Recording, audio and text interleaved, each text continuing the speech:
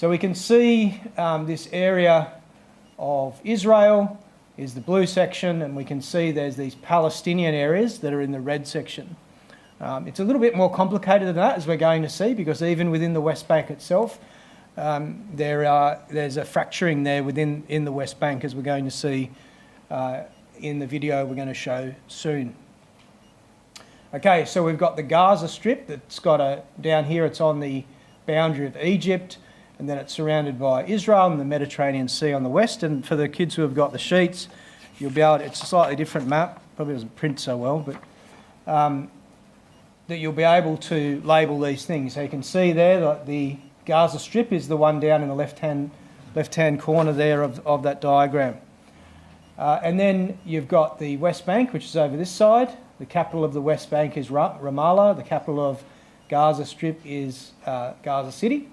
And then, of course, you've got Tel Aviv in Israel, which is on the coast. And you've got Jerusalem here, which is sitting right there, divided up between the different areas of Israel and the West Bank area. And then up here you've got Lebanon, and then you've got an area called the Golan Heights over here. Okay, so that's at the top right-hand side. And we're going to talk about who owns what and how it came to be in the video. And then you've obviously got Syria out here, you've got Jordan down here, and you've got Egypt, which are bounding on Israel, and of course you've got Lebanon at the top. And so these are some of the key areas that are mentioned in the news at the moment, and always in the news as it relates to Israel. So some of the actors that are involved that we're hearing about in the news, we've got a group called Hamas, which is based in this area of the Gaza Strip. We've got another group we're hearing about called Hezbollah, which is in Lebanon. And to a lesser extent, we're not hearing much about them at the moment. You have the Palestinian Authority in the West Bank. And the Palestinian Authority looks after the West Bank, and the Hamas looks after the Gaza Strip. Palestinian Authority used to look after both, but as we're going to see, there was a civil war, and relatively recently actually, which has split the control of these two areas between different groups of people. So who are some of these people? Who are the Palestinians, for that matter? So let's work through some of those questions. So firstly, who is Hamas? So the word Hamas is a shortened version of an Arabic expression I won't endeavour to pronounce on the screen, and all it really means is the Islamic resistance movement. Who do you think that resistance might be against? Who are they resisting? Starts with an I. Israel. Excellent. Okay. So it governs the Gaza Strip. It's an Islamist organisation. It's a Sunni Islamist organisation. That differs from Hezbollah, by the way, which is a Shiite Muslim organisation. It was founded during the 1987 First Intifada, or the Palestinian Uprising, and we're going to see this in the history video we're going to show shortly. It emerged from the Muslim Brotherhood in Palestine, and has both a political and a military organisation. So it's got a political wing and it's got a military wing. The US designates it as a terrorist group, so does Israel and the EU, because of the terrorism that they conduct. So in terms of their ideology and goals, they want to liberate Palestine, which is currently defined as Gaza Strip and the West Bank. They want to liberate them from Israeli control. They want to establish an Islamic state, which covers the present-day Israel, West Bank and Gaza. It opposes the existence of the State of Israel and does not recognise it's got a right to exist. But it also provides, as part of its sort of political side, it provides certain social services as well to the local population in Palestine, hospitals, schools and welfare programs and the like. Now Hezbollah is a bit similar. The full name Hezbollah means the party of, or is Hezbollah the party of God. As I mentioned, it's a Shiite Islamist party with a political and military organisation in Lebanon. was founded in the 80s with the support of Iran and Syria, sorry. It's now a very significant player in Lebanon, both from a political perspective, and it's got a very powerful paramilitary force. Paramilitary just means a military that's not really aligned to a state actor. So it's not like a government military, it's like an independent military. I believe it's supposed to be allegedly the most powerful paramilitary force in the world. So a non-formal military force. It also, like the Hamas, provides services to schools and hospitals and welfare programs for the Shiite community within Lebanon. It's been designated as well as a terrorist organisation by the US and several Western nations, but some make a distinction between the military side and the political side. So they'll deal with the political side of Hezbollah, but they'll condemn the military side of it. Again, it's some of the similarities between Hezbollah and Hamas is they both oppose the existence of Israel and believe that the land of Israel, Gaza and West Bank should be given back to the Palestinians and that it should become an Islamic state. So very similar in their philosophy around Israel. They're also very anti-Western. So they're not just resisting Israel, they also want to resist Western influence in whatever form that takes. And both of them actually have and Hezbollah to a greater degree, have quite a resistance to the dominance that Israel and the West have, period. In other words, they resist the way in which they perceive Israel and the US are dominating and forcing what they want on the rest of the world generally. Okay, so that's Hezbollah. So who are the Palestinians? Well, this is an interesting study, I think, because before the First World War, and we'll understand why this is important soon, before the First World War, they were part of the Ottoman Empire, and they didn't have a national identity as such. They didn't consider themselves to be a Palestinian nation as such. They had a view that they were part of what they would call a pan-Arab nation, as it were. And so that was something that covered all the Arabic nations of the time that were sitting in that area of the Ottoman Empire. And so scholars agree that the predominantly Muslim and Christian Arab population did not consider themselves as part of a distinctly Palestinian national group. But they were a combination of religious, cultural, economic and administrative and foreign factors.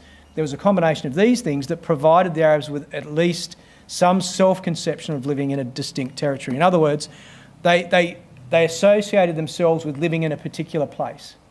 They didn't necessarily see themselves as a distinct nation.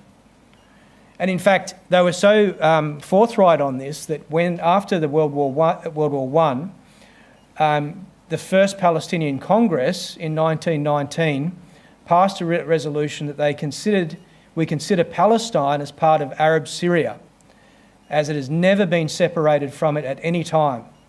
We are connected with it by national, religious, linguistic, natural, economic and geographic bounds.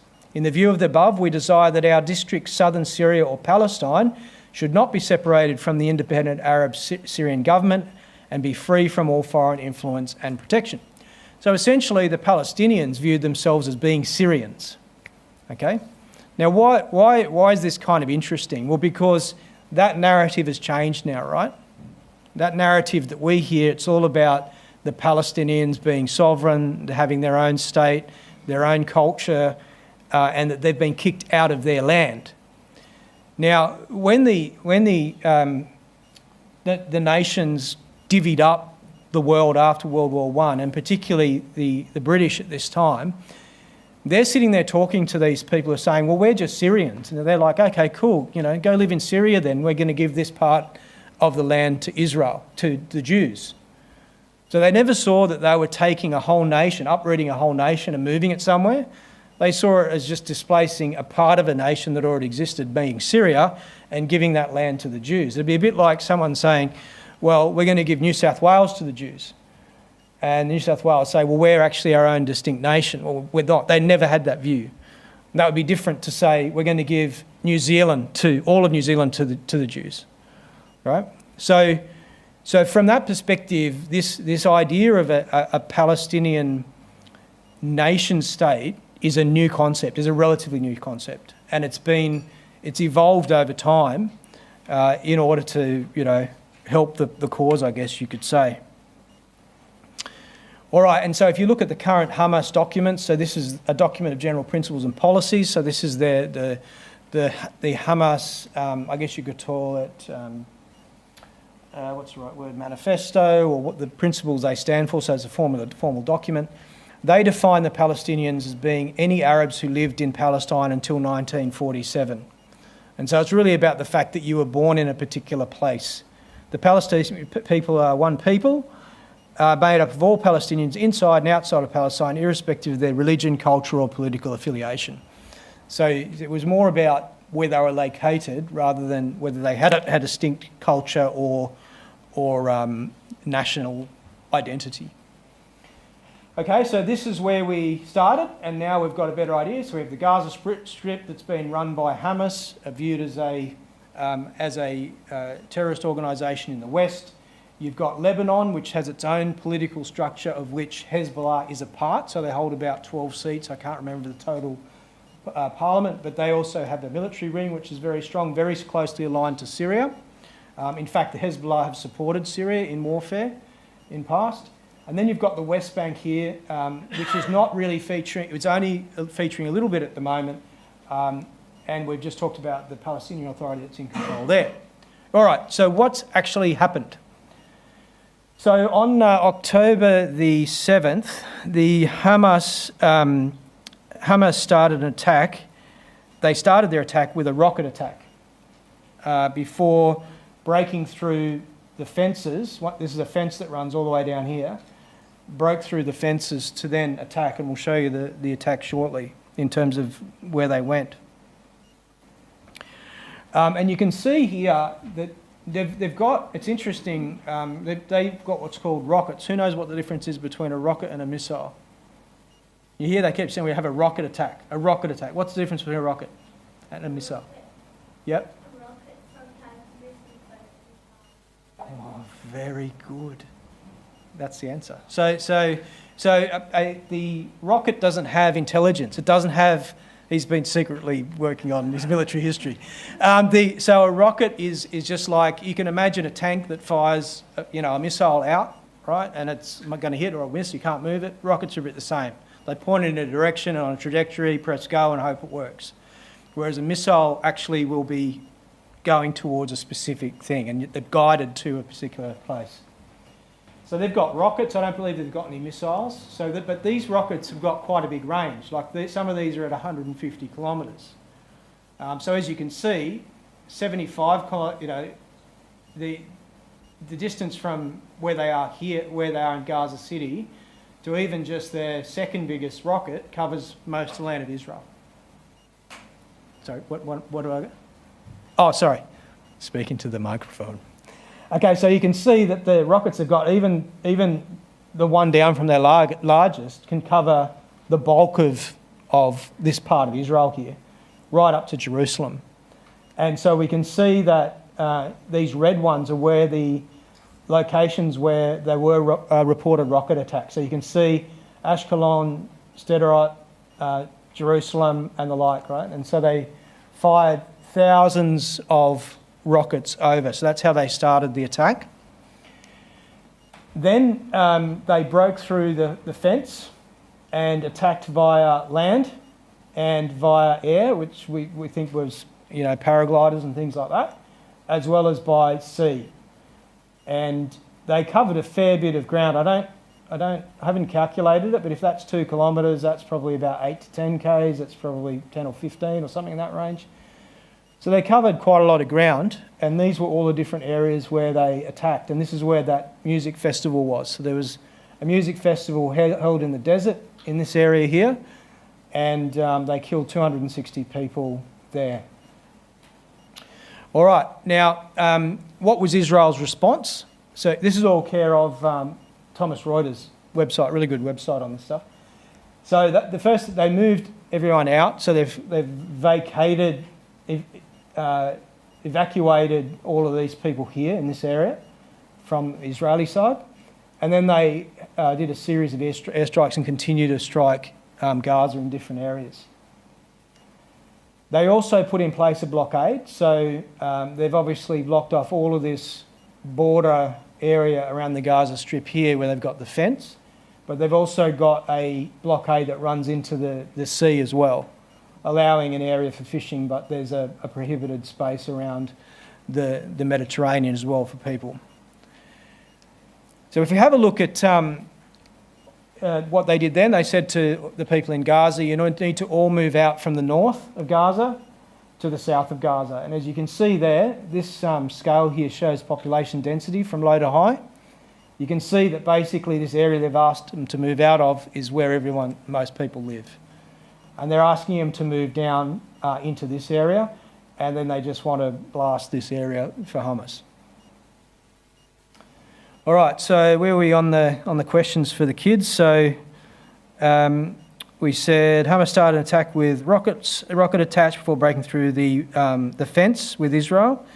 They then attacked by air, land and sea, and Israel responded with airstrikes, a blockade and an evacuation order. Right, so that's what's happened. So let's get a little bit of history on... Oh, sorry, one other thing I forgot to mention is the West Bank and Lebanon. So there has been skirmishes in the West Bank, and you notice they've been throughout the West Bank. And so that'll become a little bit clearer as to why things are happening within the West Bank, whereas everything is sort of on the boundary between Israel and the next, because this area here has got a different structure of governance in it, and also you've got a lot of settlers who have settled in this area. So you've got lots of people, Israelis, who've set up settlements all throughout this, which contrasts to Gaza. And then Hezbollah got into the game, and so there's been rockets and some clashes between Hezbollah and Israel, but at the moment, Hezbollah has not really taken this on in earnest. At the moment, it's a tit-for-tat, small-scale engagement at the moment. Albeit those who may have noticed is that Israel bombed 2 airports in Syria today, just recently, which was probably meant to, because Syria is very much as a huge supporter of Hezbollah, so that may well be a part of Israel trying to neutralise an expected escalation potentially from that perspective.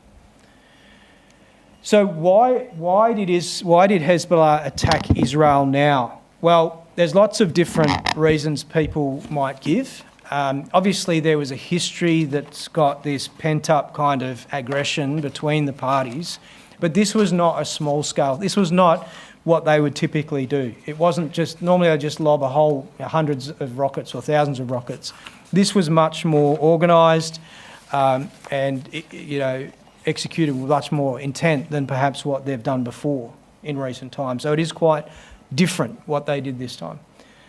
And so some of the reasons are that they want to disrupt the growing relationship between Israel and some of the Muslim Arab neighbours. So Israel's been working on building relationships with the UAE and entered an agreement with the United Arab Emirates in 2020, and has been progressing a relationship with Saudi Arabia, which allegedly has been going quite well. Hamas does not want to see a normalisation of the Arab world to Israel. It doesn't want the Arab world to start accepting Israel as a valid country that has a right to exist. So you can see Hamas believes that the normalisation of relations between Israel and the surrounding Arab states and the integration of Israel into the region is a significant threat, because those countries that do want to normalise with Israel have grown tired of surrendering their national interests to the Palestinian cause. Right? So what that means is that they're worried that these Arab countries are now going to be just looking after themselves and whatever makes sense for Saudi Arabia. Why does Saudi Arabia want to do business with Israel? Because it's going to make heaps of money. Why does Israel want to make relationships with Saudi Arabia? It's going to make heaps of money. And so Hamas is concerned that they're going to be left out, that these relationships will grow, and then not only do you have a philosophical problem of the Arabs accepting Israel, but then you've got them forgetting about Palestine and not looking after them anymore, and they'll lose the support that they need. Now, how does this war stop that? Well, it creates a problem where Israel's now responding heavily. They're hoping disproportionately, and therefore the relationship they're hoping will sour, or at least the negotiations will slow down with Saudi Arabia. Another argument is to remind the Israelis that they are a force to be reckoned with, that they need to be negotiated with, and to give some visibility to the Palestinian cause. Another theory is that they want to bring that this is actually part of a deliberate campaign to start a war, either to encourage overreach by Israel, which will lead to international condemnation, or more likely to try and start an Afghanistan-Vietnam-style war in Gaza, which will wear Israel down, a quagmire, because they've got lots of tunnels and the rest of it within that city that they've been working on for a very long time. They also are quite happy with accepting a great deal of suffering on behalf of the Palestinian people, and they've demonstrated that before, because that leads to greater empathy or sympathy, for the Palestinian cause elsewhere. But also, very importantly, is that there were some meetings between the Lebanese-based Hezbollah and Hamas, and the view from Hezbollah was it was a really good time to hit Israel, and the reason being that Israel is a bit divided over some political changes Netanyahu's making around the judiciary, which weren't being well received, and in fact, a lot of the Israeli reserves, were refusing to do their duty because of this issue. And so it was good timing from their perspective, as it were, to catch Israel on the hop, and that's what they did. All right, so a question is, how did it all get to this point? So we'll just play this video now, and there are questions on the video as well for those who have the sheets.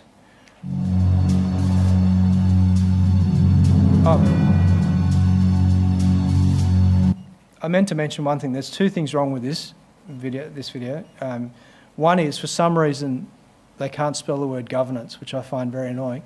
But the other reason is, although they say it's the 6-day war, the person who's narrating it says the 60-day war.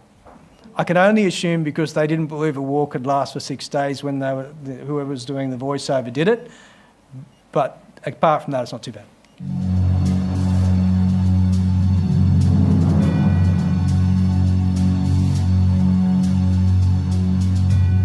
Israel, the world's only Jewish state located east of the Mediterranean Sea, and Palestine, the territory of the Arab population that hails from the Israel-controlled land, have long been known for their enduring conflict with the Israeli occupation of the West Bank and the Gaza Strip. The tension between Israel and Palestine has been deteriorating in years, climaxing with many violent clashes between the two sides. To understand the root of the Israel-Palestine conflict, we have to look back a few thousand years ago. Early history of Israeli-Palestinian conflict. In the 17th centuries BC, following the call of God, 3 patriarchs of the Jewish people, Abraham, Isaac, and Jacob, settled in Canaan, a region approximating present-day Israel, the West Bank, and the Gaza Strip, parts of Lebanon, Syria, and Jordan. The region later had the name the Land of Israel, the Promised Land, the Palestine region, or the Holy Land. In 1000 BC, King Saul established the Israelite monarchy, which then was ruled by King David, who made Jerusalem the capital of his kingdom, and his son King Solomon, who built the first temple in Jerusalem. After the death of King Solomon, the united monarchy was split into the Kingdom of Israel in the north, with Samaria as the capital, and the Kingdom of Judah in the south, with Jerusalem as the capital. The land became home to a majority of Jews, but then it was subject to numerous conquests of various groups, leading to the significant decrease of the Jewish population on the land.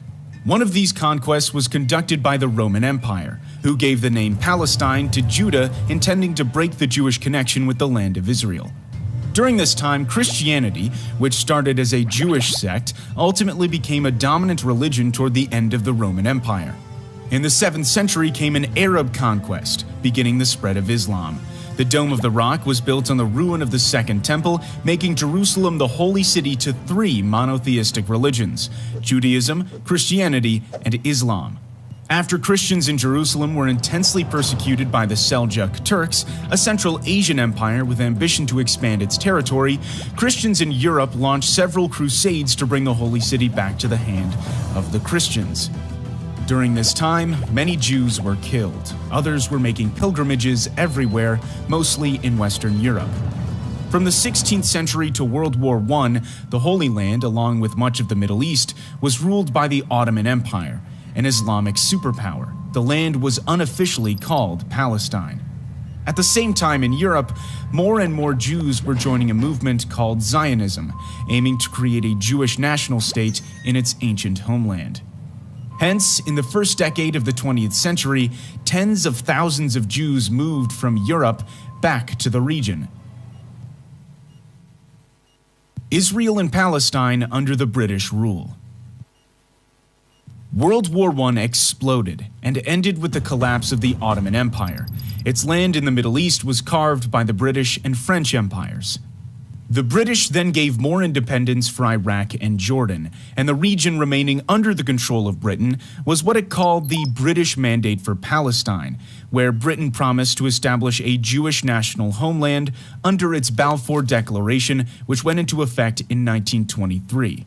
Tensions between the Jews and the Arabs who both claimed the land grew, which even led to acts of violence.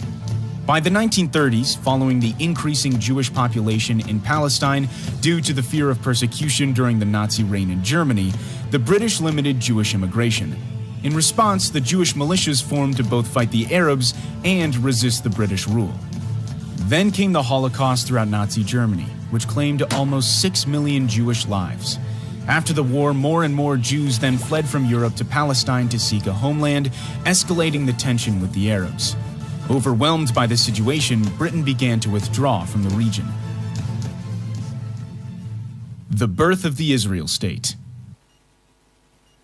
After World War II, the UN proposed a plan to partition Palestine into two independent states, a Jewish state and an Arab state, with the city of Jerusalem becoming an international zone with a special status. However, the plan according to which the Jewish, accounting for only 1/3 of the population, was granted more territory, 56.5% of the land, was rejected by the Arabs. They began to form volunteer armies throughout Palestine. Less than 1 year after that, as Britain completed its withdrawal from Palestine, Israel declared itself an independent state, marking a new, bloodier chapter in the struggle between the Jews and the Palestinian Arabs. The 1948 Arab-Israeli War. Right after the announcement of an independent Israel, a war between the Arabs and the Jews broke out, which was known as the 1948 Arab-Israeli War. The war involved 5 recently independent Arab nations: Egypt, Jordan, Iraq, Syria, and Lebanon, the Arab League, who invaded the region in an attempt to establish a unified Arab Palestine. However, a ceasefire agreement was reached a year later in which more than 2/3 of historic Palestine, including the West Jerusalem, belonged to Israel, while Jordan occupied East Jerusalem and the area known as the West Bank, and Egypt occupied the Gaza Strip. As a result, more than 750,000 Palestinians were expelled from the land where they lived for centuries on the day that they call Al-Nakba, or the catastrophe. With the deteriorated dispute between the Jews and the Arabs, there came more wars and fighting in the following decades. The 60-Day War. It was in 1967 when the 60-Day War broke out after a volatile period of diplomatic friction and skirmishes between Israel and its neighboring Arab states, Jordan, Syria, and Egypt. This brief war ended with the victory of Israel, giving Israel control over the Golan Heights from Syria, the West Bank and East Jerusalem from Jordan, and Gaza and the Sinai Peninsula from Egypt. Sinai was later returned to Egypt under the Egypt-Israel Peace Treaty. After the war, most Palestinian refugees and their descendants were not allowed to return to their homes, but had to live in Gaza, the West Bank, and neighboring Jordan, Syria, and Lebanon. The First Intifada and the Oslo Accords. The rising number of Israelis settling in the Palestinian territories in the West Bank and Gaza gave rise to the PLO, the Palestinian Liberation Organization, first founded in Cairo, Egypt in 1964 to create a liberated Palestine in Israel. The PLO launched attacks on Israel from its base in Jordan. It was then forced to move from Jordan to Lebanon, starting to carry out acts of terrorism against Israel. Fighting went on for years, including the Israeli invasion of Lebanon to kick the PLO out of Beirut. The PLO eventually agreed to divide the land between Palestine and Israel, but there were still more and more Jewish settlers moved into the Israel-occupied Palestinian territories. In 1987, a violent Palestinian uprising was ignited, starting from the Jabalia refugee camp after an Israeli Defense Forces truck collided with two Palestinian civilian vans, killing 4 of them. This was known as the First Intifada. This bloody conflict, resulting in hundreds of deaths, triggered a peace process with the signing of the Oslo Accords by Israel and the PLO, the Oslo I Accord signed in Washington, D.C., and the Oslo II Accord in Taba, Egypt. According to the Oslo Accords, the West Bank was divided into 3 areas. Area A was exclusively controlled by the Palestinians. Area B was controlled by both the Palestinians and Israel. Area C was fully controlled by Israel. The Second Intifada.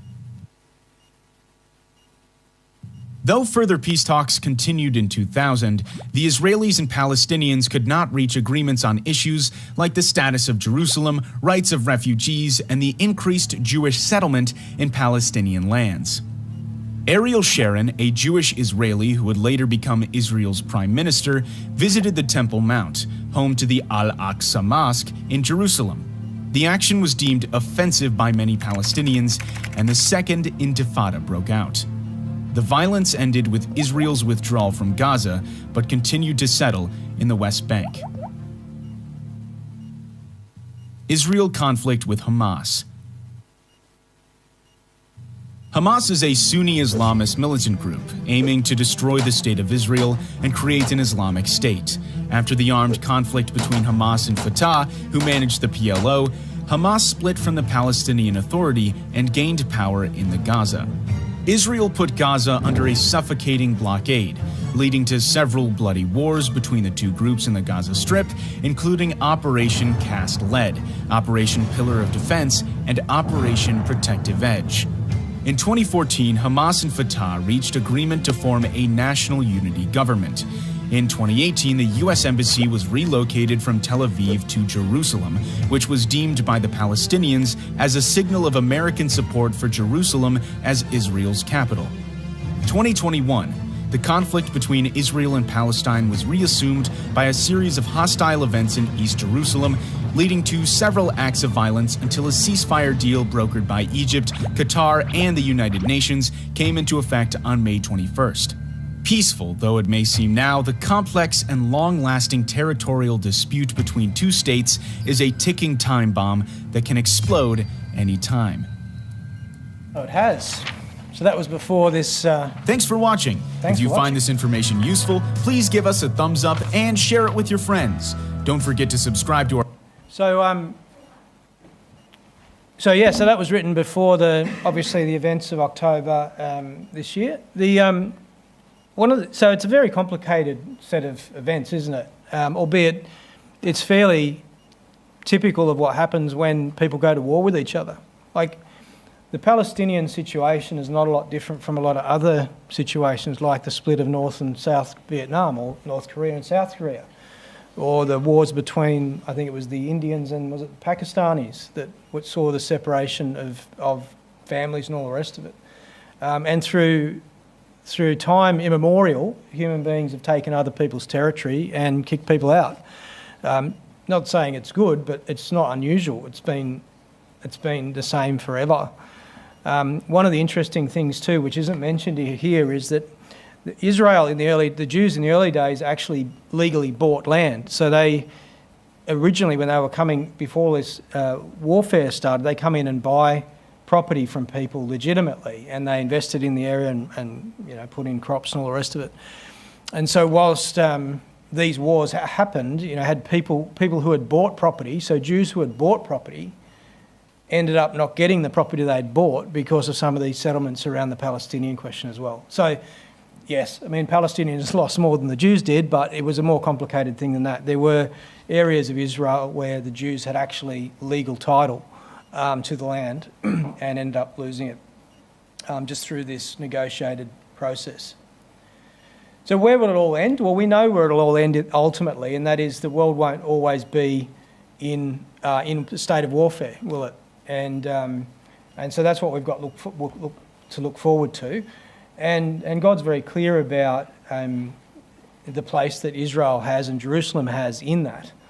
And so we know from Isaiah chapter 2 and verses 1 to 4, it talks about the mountain of the Lord's house, which is Zion in Israel, Jerusalem, shall be established at the top of the mountains and exalted above the hills, and all nations will come to it. And so there will be a flow of people in the kingdom age to come to the house of God for two reasons. One is that it will be a civil centre. For the law will go out, from out of Zion will go forth the law, and the word of the Lord from Jerusalem. So we're going to be having the law, and we're going to have a religious education. He being, we believe that's Jesus, shall judge among the nations and shall rebuke many people. They shall beat their swords into plowshares and their spears into pruning hooks. Nation shall not lift up sword against nation, neither shall they learn war anymore. So we know that ultimately these wars and the continual conflict that we've seen is going to be done away with in a state of peace. And we can't really divine exactly how that's going to go from what we're seeing with Hamas, but we know that's where it's going to end up. Now, as it relates to the land of Israel,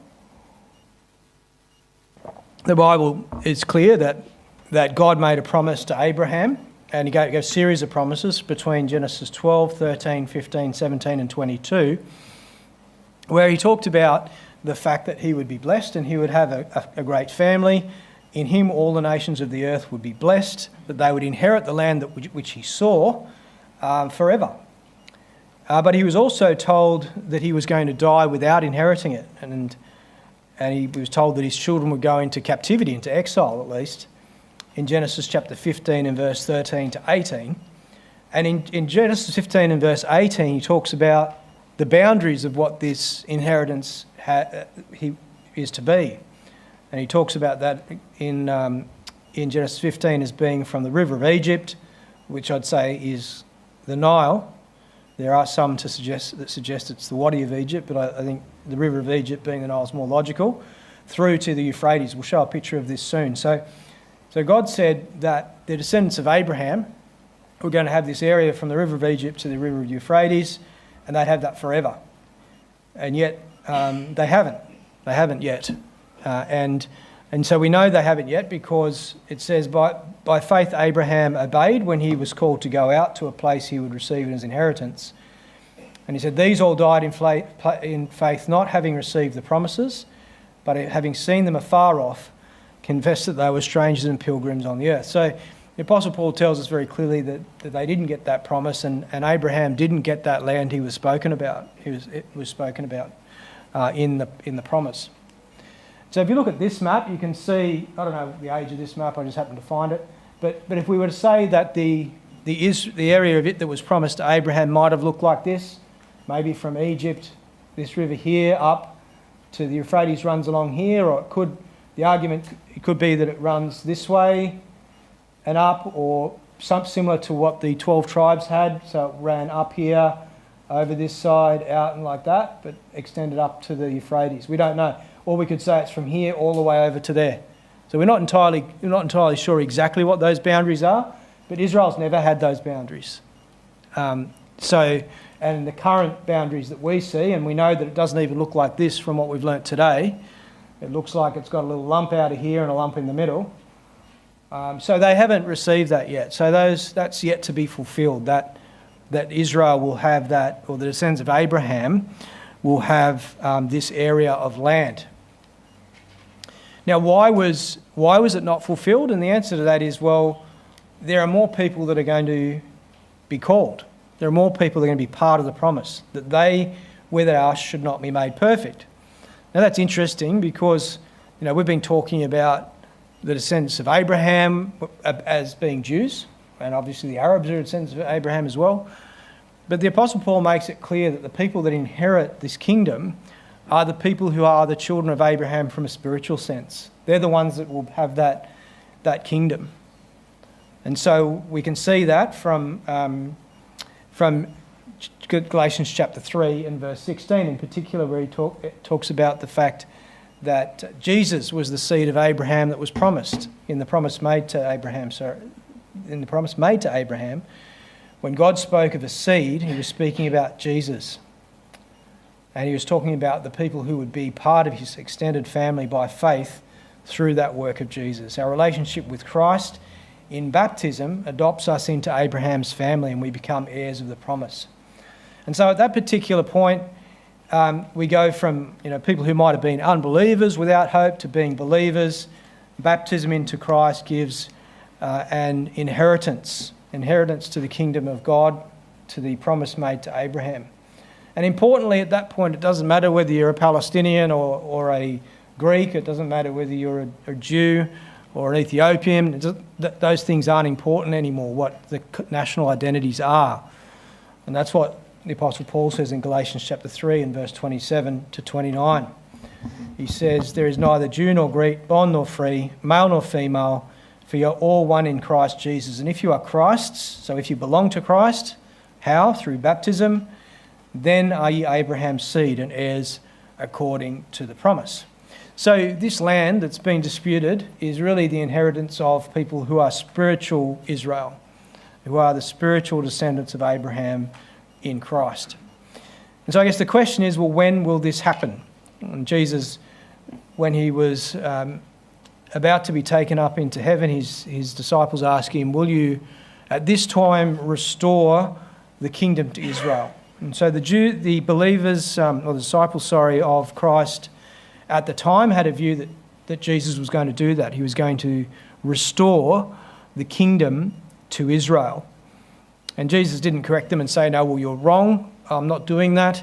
He just said it's not for you to know when. And when we look at Jesus' teachings in Luke chapter 21 and verse 24 and 27, it gives us an idea about the timing of when this roughly might come. And so it talks about Israel being overrun by the Romans at that time, and they will fall by the edge of the sword and be led away captive into all nations.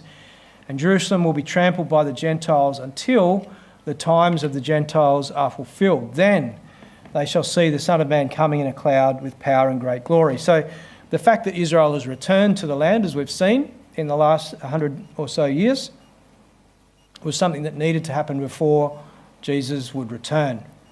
And we're told it was going to be trampled by the Gentiles until the times of the Gentiles would be fulfilled. So it's interesting, we look at history and we look at the likelihood of this being a kind of an accident.